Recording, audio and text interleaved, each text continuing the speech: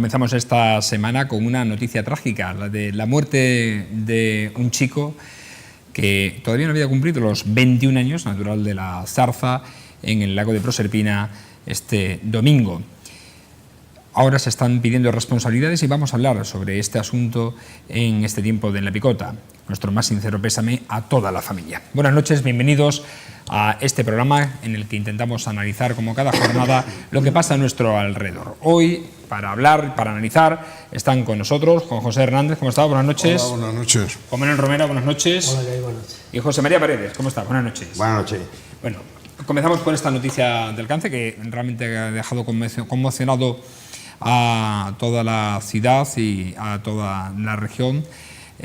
Un chaval de 21 años murió ahogado este domingo al mediodía, sobre las 3:30 de la tarde, cuando nadaba por el centro del lago junto a otros dos amigos.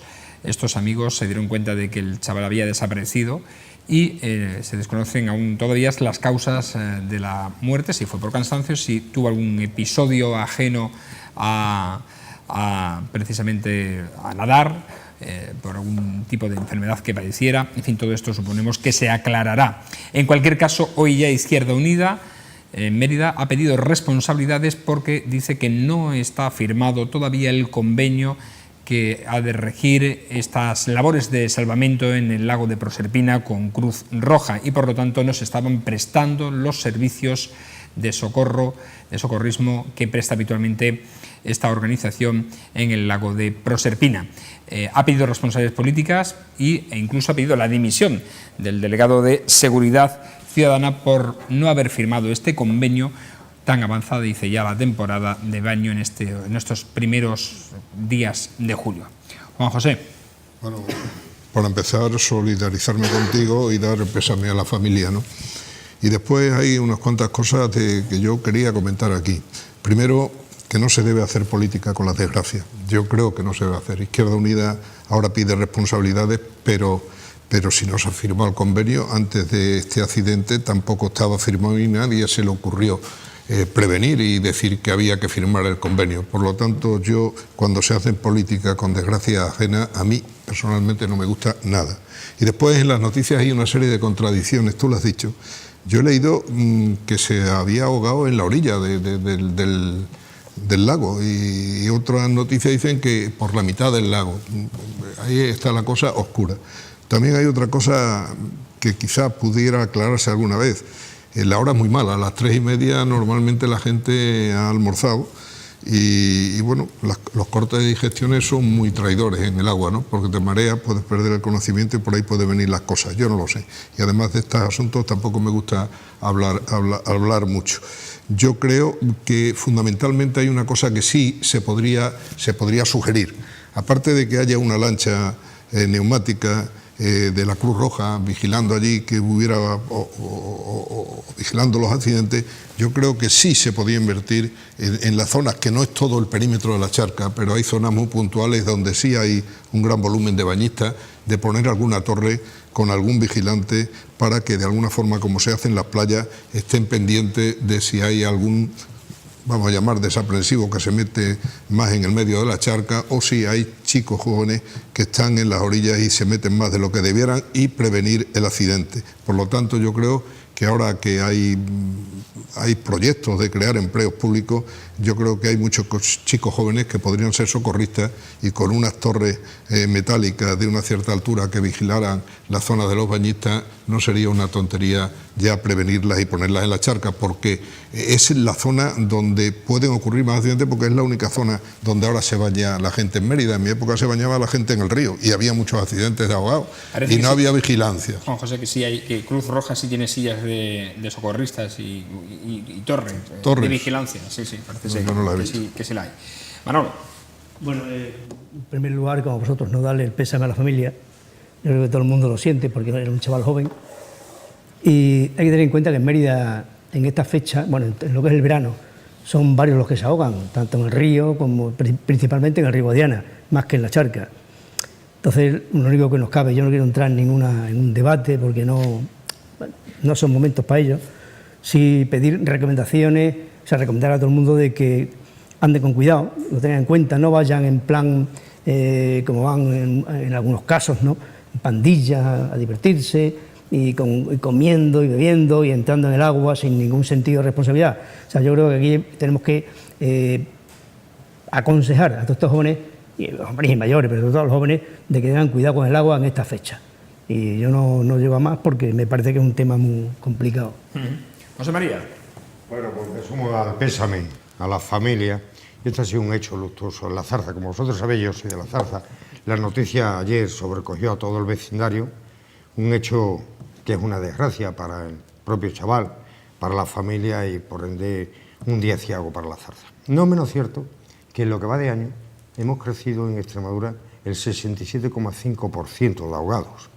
Y por eso me uno a la recomendación que tanto hacía Juan José como Juan Manuel de precaución, porque los temas de ahogamiento normalmente o producen por descuidos personales o por alguna enfermedad. Este chaval, soy consciente de que sabía nadar, algo ha tenido que ocurrir. Con respecto a lo que dice Izquierda Unida, politizar una desgracia personal ni es educado políticamente y sí mezquino políticamente.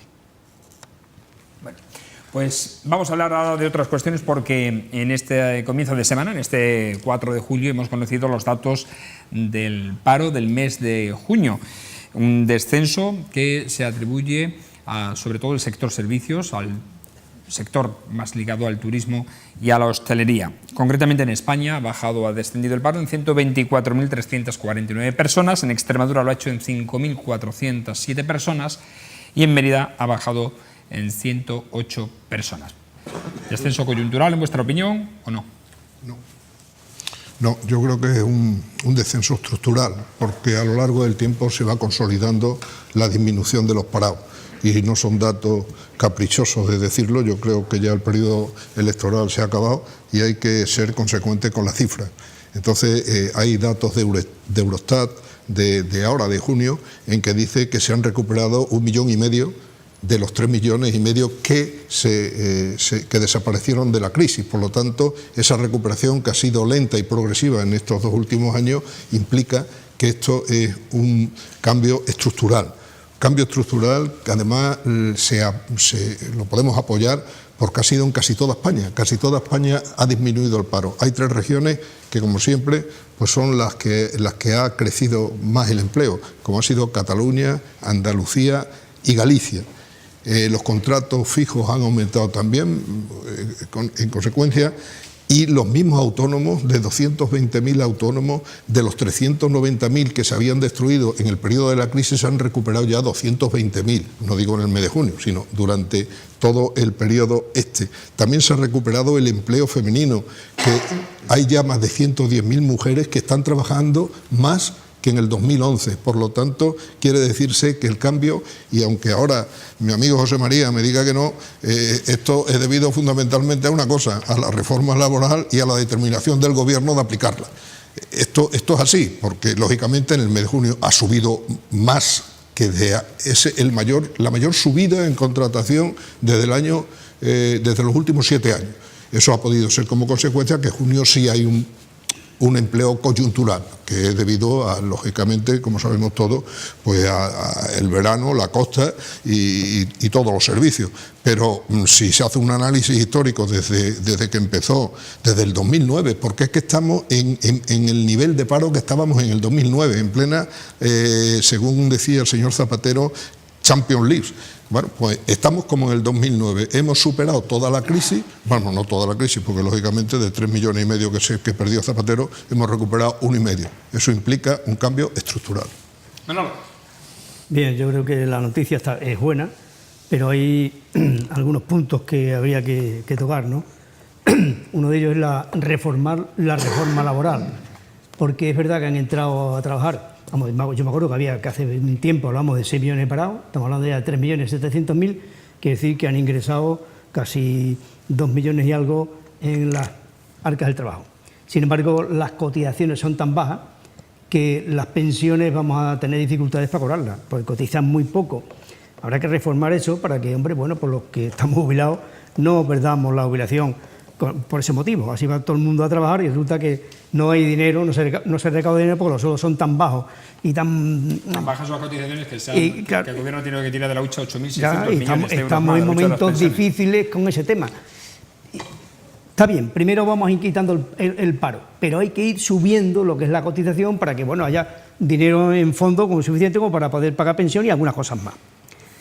Pero en España está pasando algo más terrible desde mi punto de vista que lo de las pensiones. Y es que nosotros, en España, se forma gente joven, que nos cuesta un dinero a todos los españoles formarlos en universidades que son gratis, con lo cual pues la pagamos todos, ingenieros, arquitectos, abogados, etcétera, y se van fuera, se marchan fuera. Y por cada uno de los nuestros que se va fuera, con una formación elevada, nos entran 3 o 4 sin formación ninguna. Eso es un negocio ruinoso para cualquier empresa y sobre todo para un país.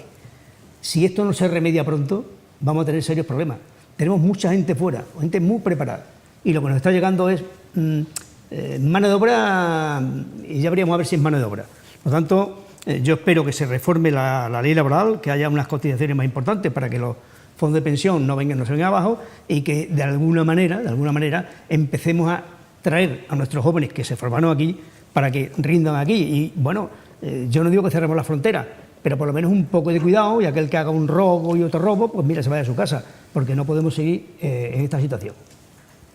José María. Bueno, pues los datos son aceptablemente buenos, porque son 124.000 familias que han encontrado este mini job, es decir, empleo precario, empleo temporal. También mi felicitación a las 108 familias emeritenses que por lo menos han encontrado algún trabajo. Los datos no dejan de ser un fiel reflejo de la reforma laboral. Precariedad absoluta, temporalidad absoluta, sectores solamente puntuales. No entiendo lo que dice Juan José de que esto es ya estructural. No, esto es sector turismo, puro y duro, que es donde se crece. Por eso es estacional y coyuntural. También te digo, Juan José, que los datos son los mejores desde junio del 2007, no desde el junio del 2009. Hablemos con cierta rigurosidad. Y que el 7,7%... Perdona, un inciso. Yo te dejaba hablar... 2009. Yo te dejaba hablar. Sí, pero yo no te he contradicho. No te he contradicho. Del 1.900.000 contratos que se han formalizado en el mes de junio, solamente el 7,7% son empleos indefinidos. Es decir, el 92,3% son datos de empleo temporal, precario. Que el 53% de los parados que existen en España no tienen prestación ninguna. Y que gracias a esa reforma laboral maravillosa que tú ensalzas, que hizo Rajoy y el PP, ese 53% está en riesgo de exclusión social. Y que más del 50% de nuestros jóvenes, como decía Juan Manuel Romera, no van a encontrar empleo con estas políticas. Con estos datos es difícil, ahora que quieren formar gobierno, ahora que ha salido de la pereza, vaya a encontrar oídos acordes. Los sindicatos hoy mismo le hacen un llamamiento sobre la precariedad. La COE, que tú también la conoces bien, también habla de la precariedad y la estacionalidad. Yo creo que si basamos la economía solamente en la bajada del petróleo y de los tipos de interés, esto no lleva buen camino, porque el crecimiento, aunque digamos el 2,8% o el 3% para este año, en el mejor de los casos, no va a ser así, porque no va a refutar en la creación de empleo estable. Entonces yo creo que el crecimiento es insuficiente para parar esta barbaridad que hay. Y cuando decía Juan Manuel Romera que había casi 6 millones, no se refería al INE, se refería a la EPA, a los que ya ni van por las oficinas de empleo, La realidad es que hay 2.200.000 desempleados en España que no tienen prestación ninguna. Y el Partido Popular y su reforma laboral les está invitando a la exclusión social. Bueno, conoceremos también dentro de poco tiempo los datos EPA del segundo trimestre. Algunas cosillas, vamos a ver. Yo dije al principio que había que olvidar ya que estamos en campaña preelectoral y a base de repetir muchas veces una mentira no se hace una verdad, nunca se hace una verdad, es una teoría leninista, por cierto. Entonces yo digo una cosa, la reforma laboral que en el 2003 el canciller Schröder la puso en Alemania con un carácter liberal y fundamentalmente de flexibilización en las condiciones de trabajo, hizo que Alemania despegara. Entonces, en el 2012, Rajoy, inspirado y porque de alguna forma se lo aconsejaron en la Unión Europea, pues copió esa reforma laboral, que ha sido tan mala, que la ha copiado Italia y la ha copiado después Francia, porque era malísima, Bien, esos son hechos, Y después esa reforma laboral, que lo que hizo fue flexibilizar las condiciones de trabajo. Porque hay una cosa que yo no sé, los que no son empresarios o no han pasado una crisis en su empresa no lo reconocen bien. Es decir, cuando una empresa va mal porque baja la demanda de trabajo, hay que adaptar las condiciones de trabajo y las condiciones de la empresa al mercado, porque es que si no la empresa se arruina. Entonces es mucho mejor llegar, como se ha hecho con la reforma laboral, a una flexibilización de trabajo, que no quiere decir que de entrada se eche. Lo que quiere decir, como pasó en la SEA, que UGT, tu sindicato, sí. Llegó a un acuerdo con la empresa y dijo: vamos a cobrar todos un poco menos de dinero, vamos a aguantar el total de la plantilla y vamos a seguir trabajando. Y tiraron para adelante. Hay otra opción, es decir, si no se llega a un acuerdo hay que despedir a parte de la plantilla y no cerrar la totalidad de la plantilla, porque aquí hay una cosa importante. Los despidos en el año de Zapatero y de ahí para atrás, por cierto, eso es una ley del 1944, una ley franquista, que es que a la gente cuando no quiere reconocerlo, no reconoce que los despidos por indemnización se crearon en el régimen de Franco, y por cierto muy alto, y algunos lo sufrimos. Entonces, cuando una empresa tiene unas indemnizaciones por despidos muy altas, quiere decirse que no tiene capacidad económica para despedir a la parte de la plantilla que le sobra, y por lo tanto tiene que cerrar con el consiguiente perjuicio de todos los demás que podían haber seguido trabajando. Eso son hechos.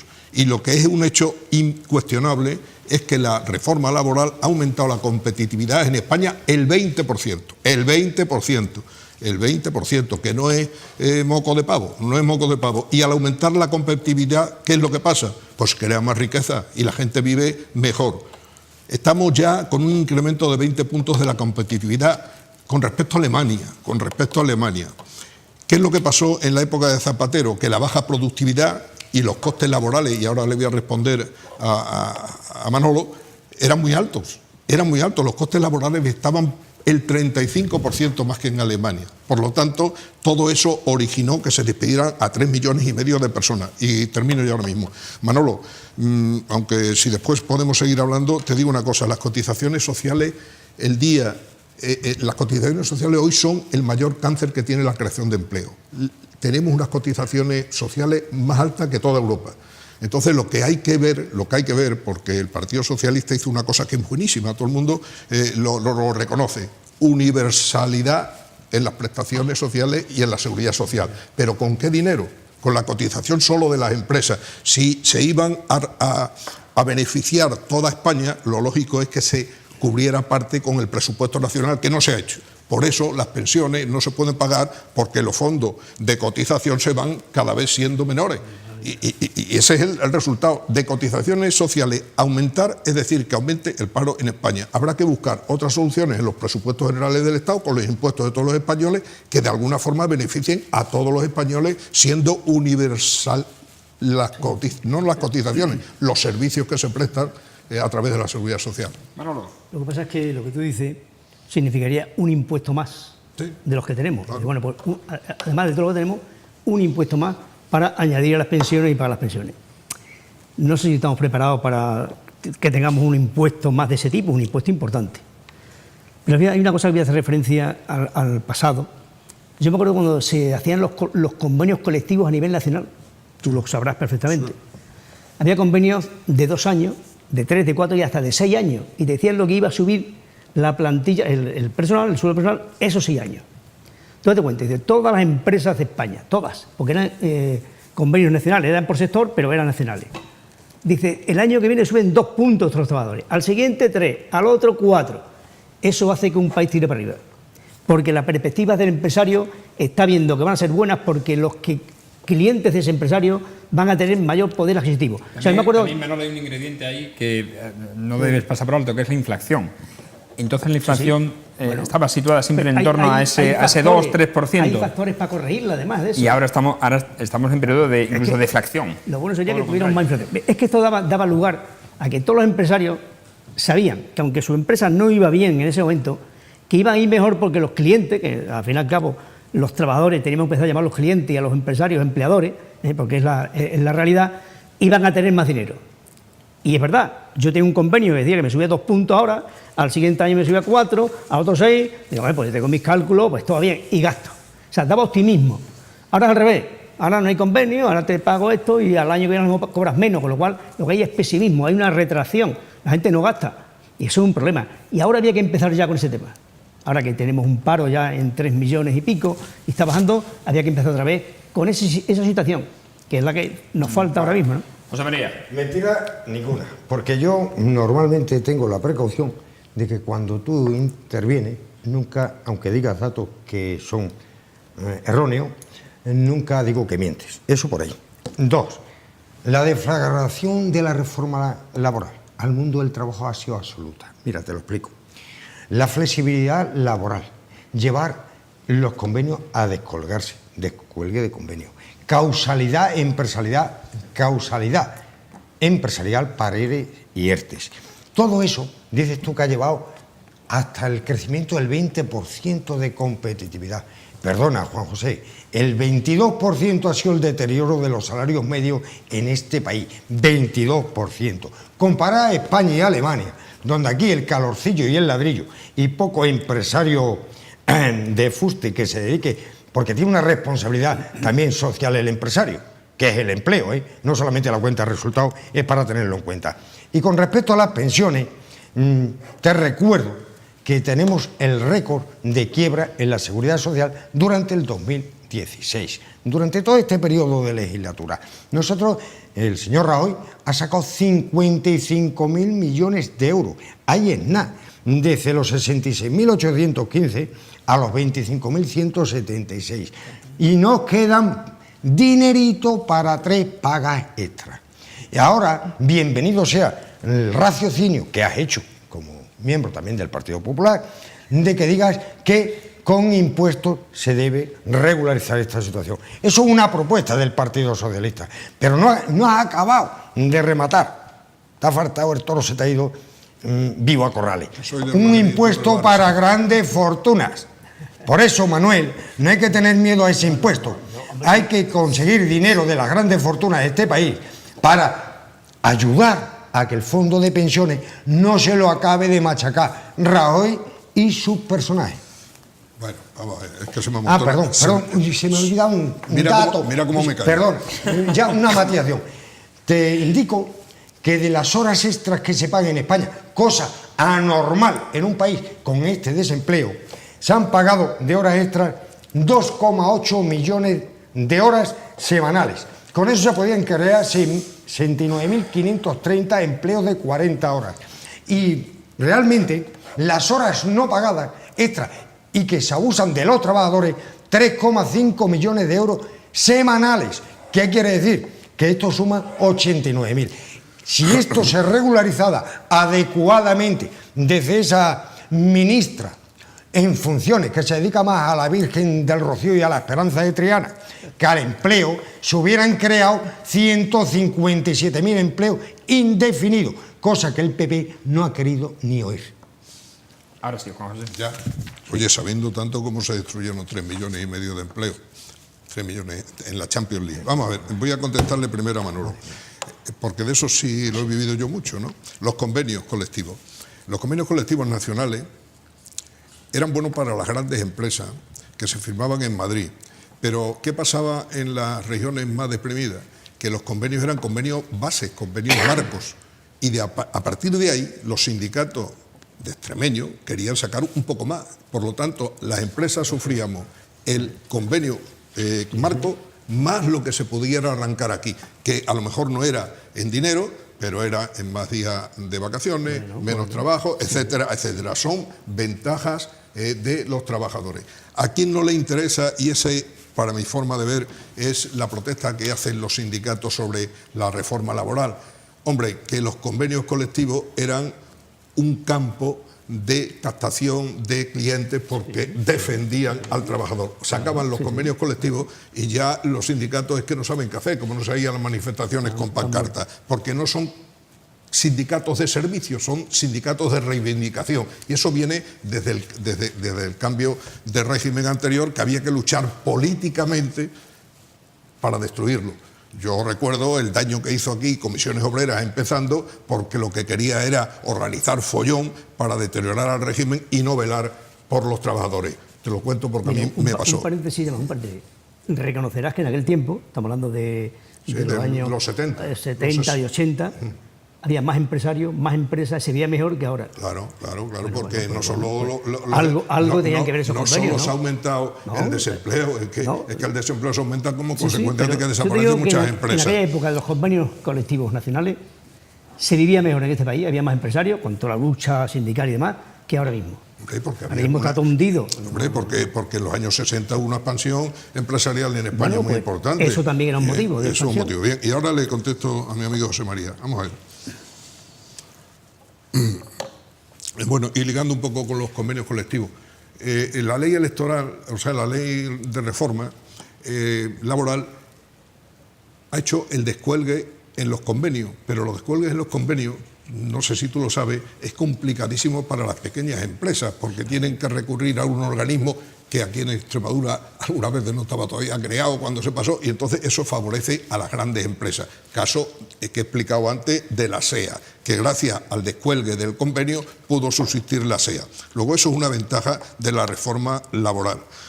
Después, los fondos, que claro, si tú no hablas de Rajoy hoy no hay tertulia. Los fondos, bien. Cuando el señor Zapatero gobernaba, había 20 millones de trabajadores. 20 millones de trabajadores que cotizaban. Aznar creó el fondo para las pensiones, previendo, porque siempre hay que prever, porque el socialismo es bueno mientras que hay dinero de los demás. Cuando no hay dinero de los demás, el socialismo no es tan bueno.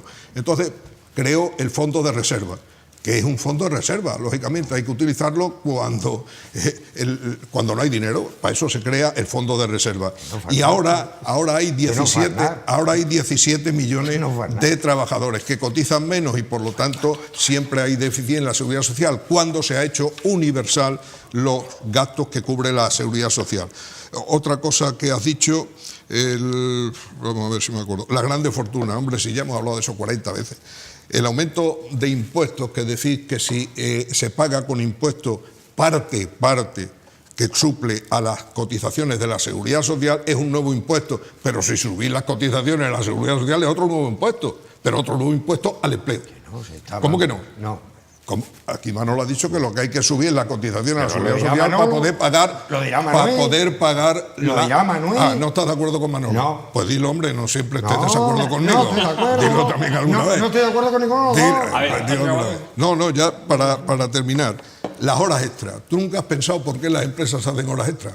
Sí, lo has pensado. Sí. Está ligado con lo que hemos hablado anteriormente, con las cotizaciones a la seguridad social. ¿Por qué? Porque las horas extras no entran en ¿Las no pagadas también? ¿Cómo las no pagadas? ¿Las horas extras no pagadas también? Esas no entran en nada. Es que esas no entran en nada. Ah, claro. Entonces, eso equivale semanalmente te dejo hablar y a después 89.560 empleos. Bien, todo lo que tú digas. Pero ¿por qué se hacen? Hay que ir al origen. ¿Por qué se hacen? Pero Porque se hay hace unas para no cotizaciones. pagar. Porque hay unas cotizaciones muy altas. Que no, coño. Sí, mira, Perdón.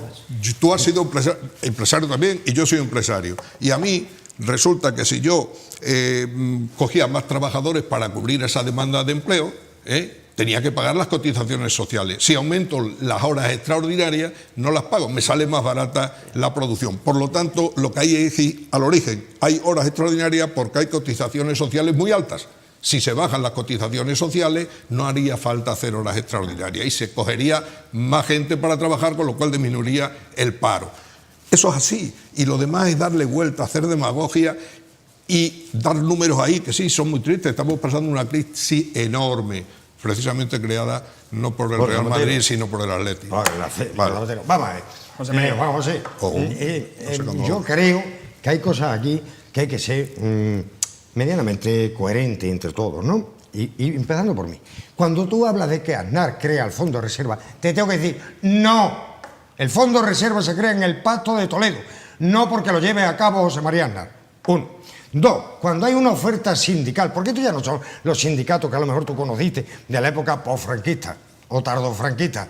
Estos sindicatos han hecho una propuesta a la COE hace 3 años, ante todo lo que está, de codirección, de participar en la dirección, como en Alemania, ya que hablas tanto de redes, a lo que la COE lo rechazó. Eso fue así, eso fue así. Cuando tú me hablas de que la baja cotización de las horas extras, coño, será de las que se paguen. De las que no se paguen no hay cotización. Es una estafa laboral. Por eso yo invito desde aquí a que los trabajadores y los sindicatos nos pongamos de acuerdo. Yo les voy a apoyar a morir en que ni hagan ni cobren ni una hora extra en España a ninguna empresa, hasta que España no tenga un umbral del 15% de desempleo. ¿Y por qué no lucháis Porque contra también las cotizaciones sociales? Porque también te voy a ¿Qué es decir- lo que evitaría las horas extras?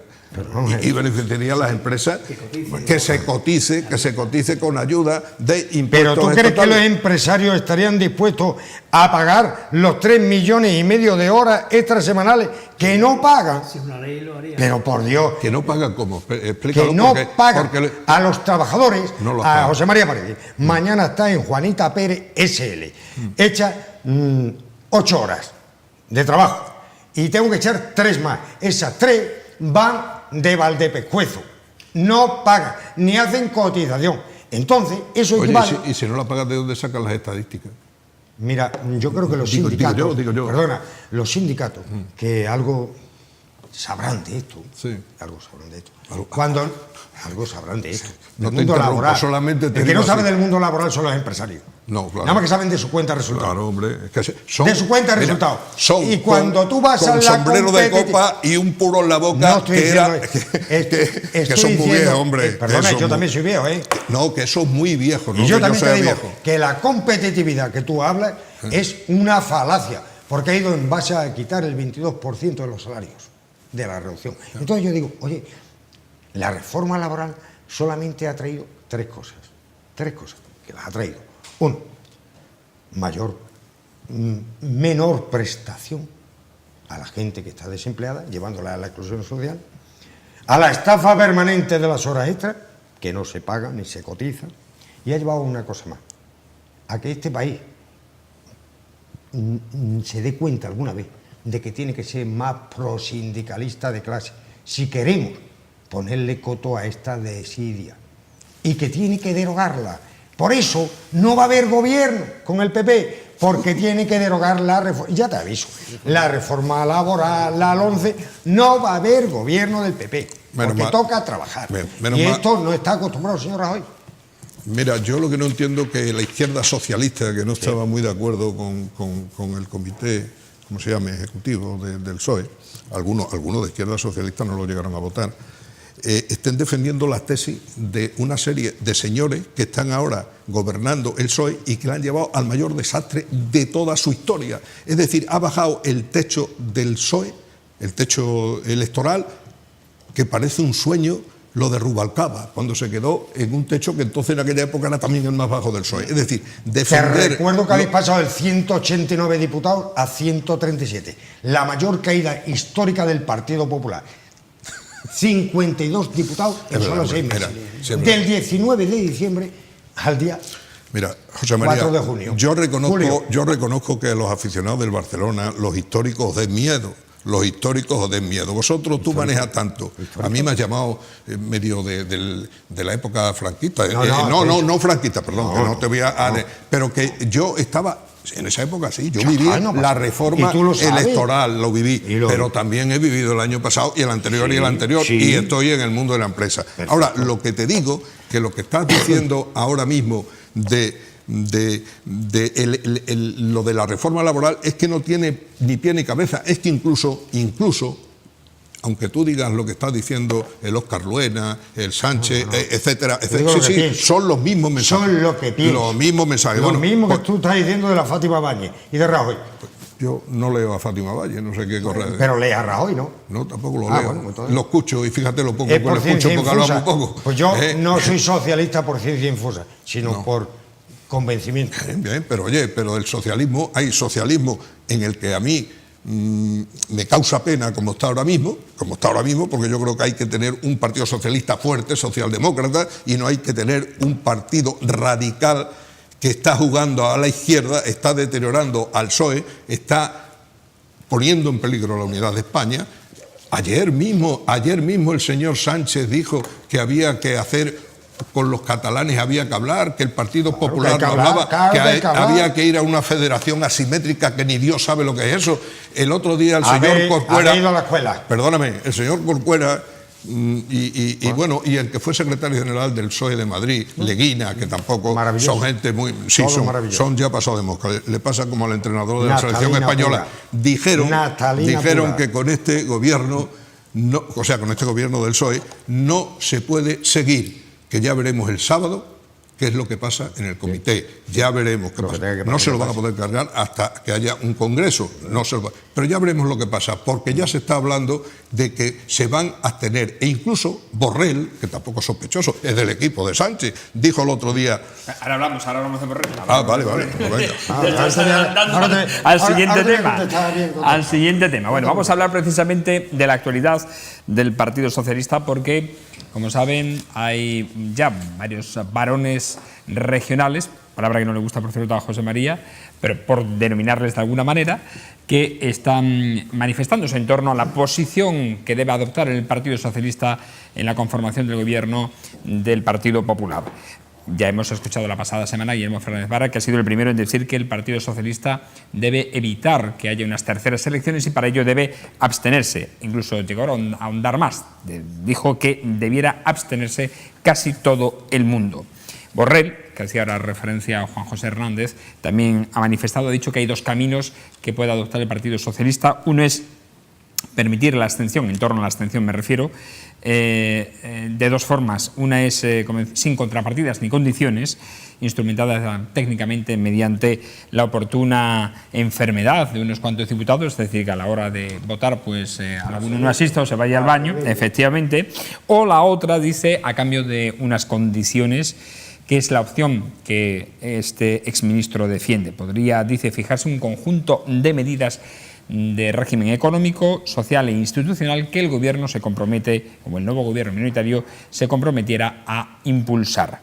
En toda esta diatriba que hay de opiniones, Ferraz ya ha dicho a través de Óscar López que no, o sea que va a votar no a la investidura, y ese va a ser el posicionamiento. No va a permitir la investidura a Mariano Rajoy ni por activa ni por pasiva, aunque sí ha dicho que va a consultar Sánchez con los varones uno a uno antes de ese comité cuál será el posicionamiento de cada uno de ellos. Ahora sí, Juan José. Bueno, esto me imagino que habrá entrada y salida de unos y de otros, pero vamos, yo antes de referirme a lo que he hecho ahora, que estoy totalmente de acuerdo con él, como en muchas más cosas,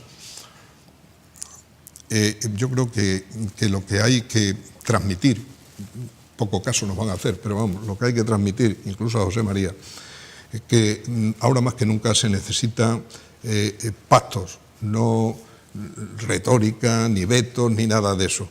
Es incomprensible que durante 4 décadas no hayan sido capaces el Partido Socialista de llegar a un acuerdo en el Pacto de Educación, por ejemplo, porque todo el sistema educativo desde el año 77 hasta ahora ha estado mandado por el Partido Socialista, sin posibilidades de negociación de ninguna reforma. Es más, cuando ha ganado el Partido Popular y ha hecho una ley, inmediatamente no le ha dado tiempo a ponerla porque al entrar otra vez en el gobierno del Partido Socialista la ha derogado. Por lo tanto, es incomprensible que haya esa razón de diálogo. España, yo creo que está en un momento ahora, actual, sin miedos de ninguna clase, aunque el miedo, hay una opción en el diccionario que es la precaución de que pueda pasar algo que no nos guste. Eso es también miedo, no es estar nervioso. Y en España hay está atravesando un momento crucial. Primero, porque hay dos asuntos importantísimos. Uno es el independentismo y otro es el populismo. Fundamentalmente el populismo de corte leninista, que son alarmantes. Y alguien dirá, hombre, pero qué cosas dice Juan José. Yo me limito a lo que pasó ayer en el Ayuntamiento de Cádiz. Yo no sé si José María ha oído la noticia, pero a mí eso y lo que ha dicho el secretario de organización de que hay que cortar las hierbas malas, es decir, ahí se hacen purgas como en el mejor comunismo de Rusia, Pero ayer en Cádiz el señor, ¿cómo se llama? No me acuerdo cómo se llama el alcalde. El Kichi, el de los carnavales. Bueno, pues en un debate que hubo sobre el presupuesto, el Partido Socialista, que es el que lo mantiene en el poder, pues votó en contra y no salió. Entonces, uno de Podemos, un concejal, amenazó a las gradas socialistas y le dijo: vosotros cuando salgáis de aquí vais a necesitar guardaespaldas. Estaba ya terminado el pleno y entró los municipales preveyendo que podía haber problemas ahí. Y entonces los del PSOE dijeron a los municipales: levanten ustedes hasta lo que ha dicho ese señor. Y el Kichi decía: se ha terminado, no dejando tomar nota ni tomar nada. Ese es el espíritu de estos señores que no son demócratas, Pero es que además lo gordo es que lo estáis apoyando vosotros, porque al Kichi lo quitabais en cuando el Partido Socialista lo quisiera quitar. Claro, es que lo quitabais, porque las elecciones las ganó el PP, como en 20 municipios más, y en 5 autonomías. Entonces, esa es la incomprensión de lo que hay ahora mismo y por eso habéis perdido los votos que habéis perdido. Entonces yo creo que lo que hay que tender es a normalizar el ambiente de crispación que hay en España ahora mismo y hay que superarla con temas constructivos. Y el tema constructivo, como está diciendo Borrell, y ahora ya después cuando me toque otra vez hablo de Borrell, está diciendo lo mismo que Vara. Es que hay que ir de alguna forma a una negociación para un pacto, que no puede haber unas terceras elecciones. Y el pacto de Borrell a mí me parece interesante lo que ha propuesto, y con esto acabo. Ha dicho: hay 2 opciones. Una, que se abstenga el Partido Socialista, y si no quiere deteriorarse en la abstención, es muy fácil. Hay 4 que se ponen enfermos, no van ese día y votan en contra del partido y sale apoyado con el ciudadano, sale apoyado el partido y gobierna. Esa es una parte. Y la otra parte, que a Borrell, y a mí me parece también la más interesante, dice: oye, si hay que abstenerse, se abstiene uno previa a la firma de convenios para reformar lo que se puede reformar. No quitar la reforma laboral, como ha dicho Manolo, mejorarla, que se puede mejorar. El cambio constitucional también es importante, olvidarse de esa federación rara que han nombrado a un comité de sabios y no ha llegado nunca el informe 2 veces y nadie sabe lo que es el federalismo ese asimétrico, no lo sabe. Y quitar a estos señores que están haciendo tanto daño al Partido Socialista del medio en el próximo Congreso. Por cierto, que Rajoy ha dicho este lunes que ha pedido, mejor dicho, al resto de fuerzas políticas un gobierno de mínimos para tener una mínima estabilidad política. Manolo. Bueno, este tema de la gobernabilidad de España hay varios aspectos que tocar. Uno de ellos es que el Partido Socialista Obrero Español no ha ganado las elecciones, entonces tiene que estar en la oposición. O sea que yo creo que debe estar en la oposición. Y más teniendo en cuenta que en la oposición va a estar también Podemos. Entonces el PSOE tiene que estar en la oposición. El tipo de pacto que se haga para que gobierne el PP tiene que ser un tema bastante cogido con pinzas, porque si no deja de ser oposición y la oposición pasaría a ser Podemos. Es un peligro gordo. No podemos eliminar al PSOE, que ha habido intenciones por ambas partes, PP, Podemos en su momento, de el PP cediendo y admitiendo ciertas cosas y Podemos mintiendo y tal, como para comerse el PSOE. Cuidado con esos temas. El PSOE tiene que estar ahí porque es una garantía para este país. Pero voy a otra cosa. Tenemos a Pedro Sánchez. Si Pedro Sánchez no es algo, va fuera, se lo carga. Claro, es un superviviente, porque ya lo ha demostrado, ¿no? Cómo se salvó de unas elecciones fatales, se escapó, y ahora trata de que estas elecciones, que también ha perdido, él lo ha vendido como un éxito. Que esto quiere decir que él quiere salvarse. Quiere seguir siendo secretario general. Yo creo que la cosa lo tiene complicada. O sea, que es un equilibrio el que hay aquí ahora muy difícil. Entonces, por eso la salida de algunos varones del PSOE dice, bueno, que la abstención, una abstención de 8 o 10, que son lo suficiente para que tenga el PP una mayoría simple, etcétera. Pero claro, estamos jugando con el porvenir de Pedro Sánchez, que no quiere irse, que quiere seguir siendo secretario general, y el futuro del PSOE, que debe ser oposición. Debe ser oposición, y una oposición, o sea, el que lidere la oposición, porque si no estamos perdidos. Todo eso hay que conjugarlo, y eso no es fácil. José María. A mí me siento como aquella bailaora, la contrahecha que recoja. Es que Juan José hable de pacto, de que altura de mira, pacto de futuro, y de los mensajes de que somos radicales, los socialistas y todo eso, no lo entiendo. Los socialistas no. Yo no lo he dicho. Sí, algunos. He dicho el gobierno actual del PSOE, que es distinto. ¿Qué gobierno? ¿Qué gobierno? Hombre, Si el que gobierna el PSOE. Me imagino que el comité ejecutivo será el que gobierna el PSOE. ¿O quién lo gobierna? Me voy a repetir más que la cebolla. Bueno, no lo gobierna nadie. Cuando se habla... No lo gobierna nadie, exactamente. No lo gobierna. No hay partido más desgobernado que el PP. Y gracias a que ha ganado y le han perdonado sus corruptelas sistémicas y su latrocinio, millones de ciudadanos, le han perdonado todo el desguace. Argumentario. No obstante, sí, argumentario te lo voy a dar. El argumentario es lo siguiente. Digo el que está diciendo. Cuando hablas de Borrell, no hace falta esa es la opinión de un militante más.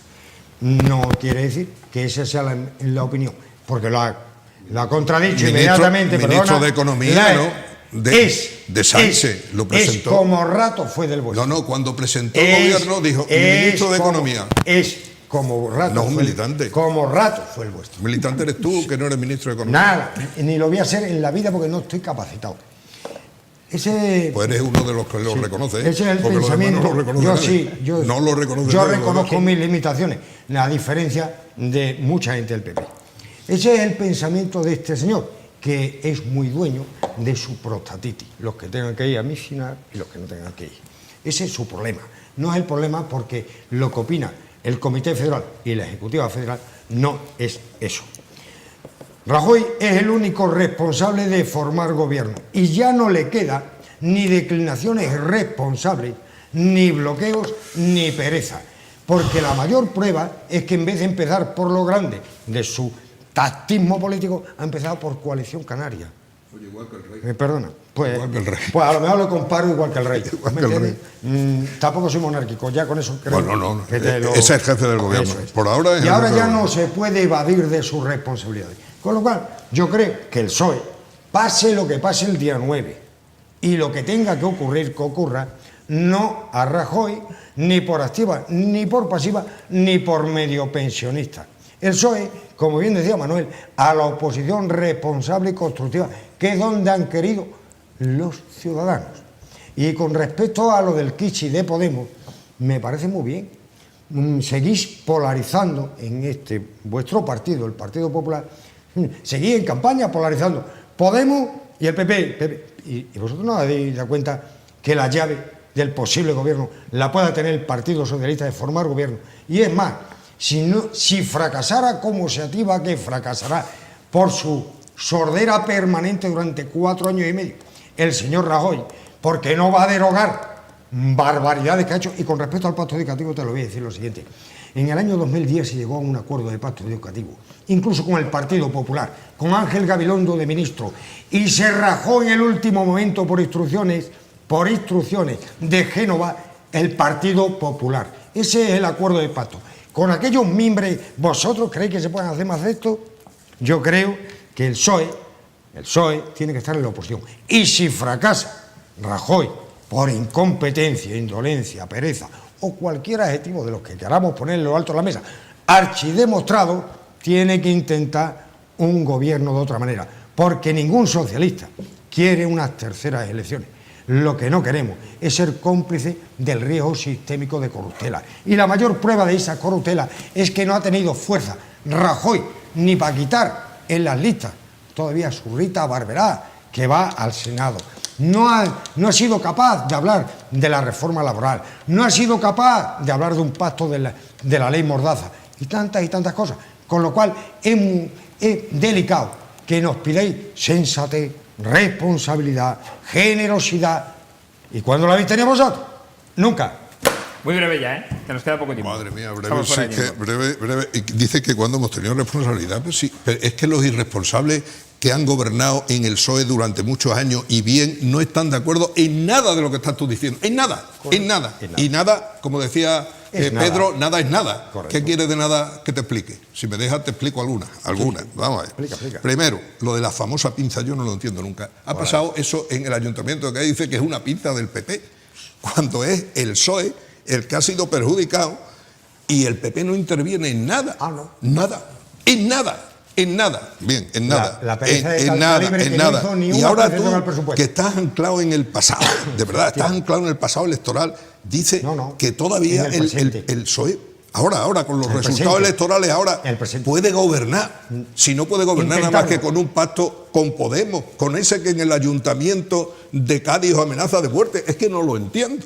Es que no lo entiendo, yo no lo entiendo, de verdad, es un mensaje que ya la campaña electoral se ha acabado, si ahora lo que hay que hablar es de pacto. Y no puedo hablar más deprisa, pero lo que te digo, es posible un pacto, ya veremos en el Comité Federal qué es lo que pasa y en el futuro Congreso, porque un señor, y hay que tomar ejemplo, Almunia, con 125 diputados, que no son los que tiene ahora Pedro, dimitió la misma noche electoral y dijo, hemos perdido.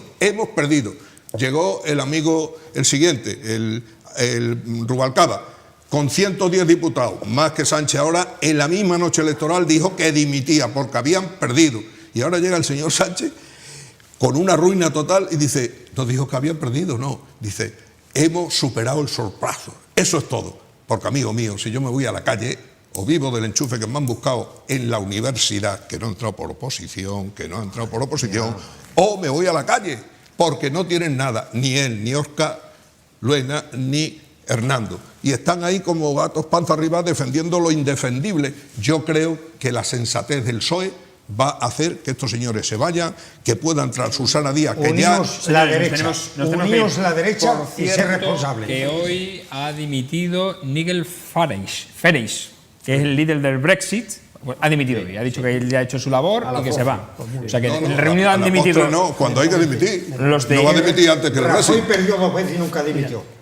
Declinó una vez y nunca dimitió. Irresponsablemente le dijo no al jefe de Estado y ahora... Oye, Felipe, y ahora ya veremos. Felipe González también perdió y no dimitió. Perdona, Felipe González perdió y no dimitió. El Vía Crucis de Rajoy empieza ahora, porque ahora es cuando hay que atarse los machos y currar, cosa que él no está acostumbrado. No ha hecho. Bueno, yo España ha termino con mejorado una- gracias al yo poder. yo termino con una propuesta, yo asevero que creo que va a ser lo siguiente: va a gobernar Rajoy, va a tener la abstención del PSOE en la medida que sea necesaria para que gobierne Rajoy. Todo el mundo se va a dar cuenta que gracias al PSOE va a gobernar Rajoy. Eso es un beneficio para el PSOE, un beneficio para este país, porque obviamente hace falta ser un gobierno, porque no creo que nadie diga vuelve a repetirse las elecciones. El que diga eso se pierde. Y ni el PSOE va a gobernar con Podemos, ya sería el acabose. Por tanto, Rajoy será presidente, el PSOE permitirá que eso sea así, el PSOE se va a beneficiar de ese tema, lo diga quien lo diga, y Ciudadanos debe entrar también en ese camino. Hombre, por el bien de España y de los españoles. Las derechas se tienen que unir. Toma nota de ese tema. Y hay un tema, que el hubiera PP gustado, y Ciudadanos pero Santo, tienen que unirse. un tema que fue las encuestas. ¿Te acuerdas que hablamos de las encuestas y tal? Pues lo que dije yo aquí, mira por dónde, en una tertulia de alto nivel salió. Resulta que la Vescansa esa es empresaria de una empresa demoscópica. Y todo lo que yo decía de los trucos, digo, esa la monta el truco. Y para ahora justificarse y que nadie averigüe por qué pasó lo que pasó, van a hacer otra encuesta a ver qué es lo que ha pasado. Me gustaría hablar el próximo lunes de ese tema, de las encuestas. Bueno, pues será porque otro sigue día la en trampa que que han hablemos hecho. de lo- Yo Él quería sigue la hacer una trampa. pequeña matización. de la demoscopia. Con respecto a lo de Cádiz, si tienen que tener guardaespaldas a los concejales, ediles socialistas de Cádiz, que no se la encomienden a Javier Fernández Díaz.